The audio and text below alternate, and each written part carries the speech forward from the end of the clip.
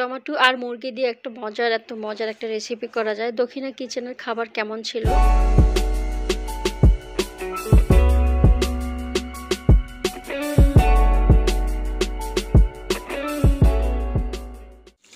আসসালামু আলাইকুম, সবাই কেমন আছেন? আশা করছি সবাই ভালো আছেন। এটা হচ্ছে ব্রয়লার মুরগি আমি ছোট ছোট পিস করে এখন হচ্ছে লবণ আর লেবু দিয়ে মেখে আমি হচ্ছে এখন তেলের মধ্যে ভেজে নিচ্ছি। আর ব্রয়লার মুরগি আসলে ছোট ছোট পিস করে রান্না করলেই বেশি মজা লাগে। তো এই যে আমি হালকা করে ভেজে নিচ্ছি।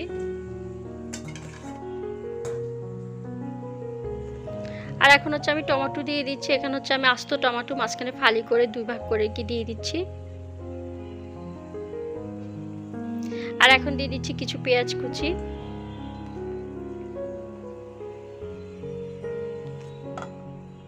তো এখন ঢাকনা দিয়ে দিব টমেটোটা সিদ্ধ হওয়ার জন্য। আর আমি মাঝখানে এসে টমেটোটাকে একবার উল্টে পাল্টে দিয়েছিলাম। এখন এই যে টমেটো সিদ্ধ হয়ে গিয়েছে, টমেটো থেকে যে উপরের চামড়াটা সেটা আমি তুলে নিচ্ছি।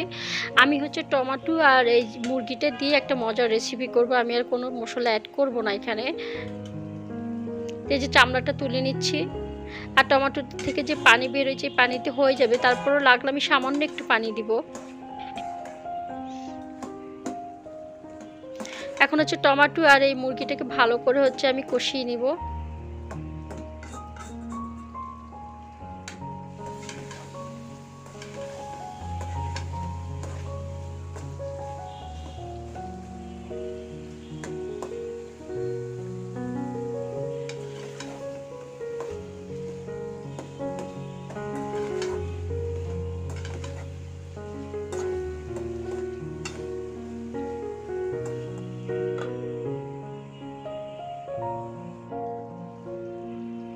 তো আমার এই যে অনেকক্ষণ কষিয়ে নিয়েছি। তারপর হচ্ছে আমি মাঝখানে একটু সামান্য পানি দিয়েছিলাম। আমার হয়ে গিয়েছে এই মুরগি রান্নাটা।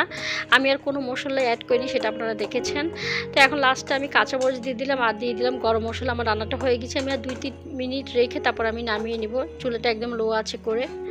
আর এটা হচ্ছে আমি পরোটার সাথে করেছি। এখন হচ্ছে পরোটা ছেঁকে নিচ্ছি। আমি সকালে নাস্তার জন্য করেছিলাম। শুধুমাত্র টমেটো আর মুরগি দিয়ে আমি মজার একটা রেসিপি করেছি।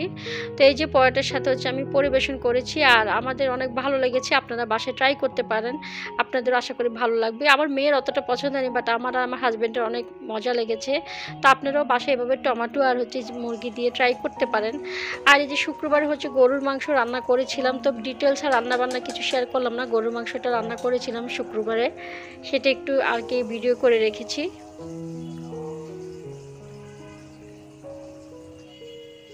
আর বৃহস্পতিবার রাতে হাজব্যান্ড অফিস থেকে এসে বলছিল যে রাতে বাইরে খাবে, দক্ষিণা কিচেনে খাবে বলছিল। তো আমরা চলে গেলাম দক্ষিণা কিচেনে।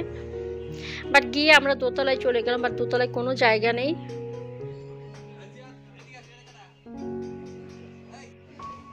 পরে আমরা আবার নিচে চলে আসলাম। আর নিচেও কোনো জায়গা ছিল না, আমরা ওয়েট করছিলাম। অনেক ভিড় ছিল আর অনেক ক্রাউড ছিল, তো আমরা একটু ওয়েট করছিলাম।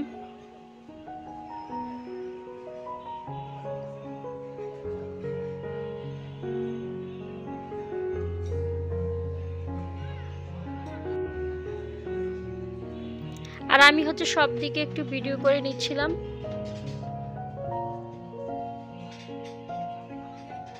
তো ফাইনালি হচ্ছে আমরা একটা টেবিল খালি পেয়েছি। তো আমরা ওখানে বসেছি আর দেখছি, মেনু দেখছিলাম আর কি কি আছে দেখছিলাম।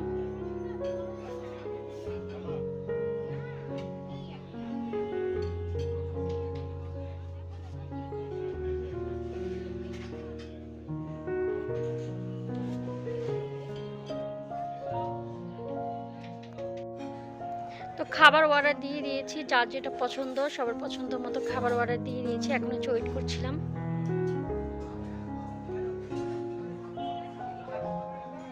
আর এখানে হচ্ছে আমি আর আমার মেয়ে একটু ঢং করছিলাম বসে বসে। তো আমাদের খাবারটা চলে এসেছে। আমি হচ্ছে মটকা বিফ খিচুড়ি অর্ডার করেছিলাম আমার মেয়ের জন্য, চিকেন খিচুড়ি। আর হাজব্যান্ড হচ্ছে খাসির লেগ রোস্ট খিচুড়ি অর্ডার করেছিল। তো খাবারগুলো অনেক মজা ছিল, এতে কোনো সন্দেহ নেই। বাট বিফ খিচুড়িটা নিয়ে আমার একটু মানে আমি সন্তুষ্ট না, কারণ বিফ খিচুড়িতে বিফ একদমই কম ছিল। মানে বিফ 2-3 পিস ছিল, আর হচ্ছে 2-3 পিস আর কয়েকটা হাড় ছিল, এই ছাড়া কিছুই ছিল না। তো আমি বিফটা নিয়ে আসলে সন্তুষ্ট না। বাকি খাবারগুলো অনেক মজা ছিল, আর খিচুড়ি অনেক বেশি পরিমাণে দিয়েছে। সেটা মানে আমরা খেতেও পারিনি, এমন অবস্থা হয়ে গিয়েছে।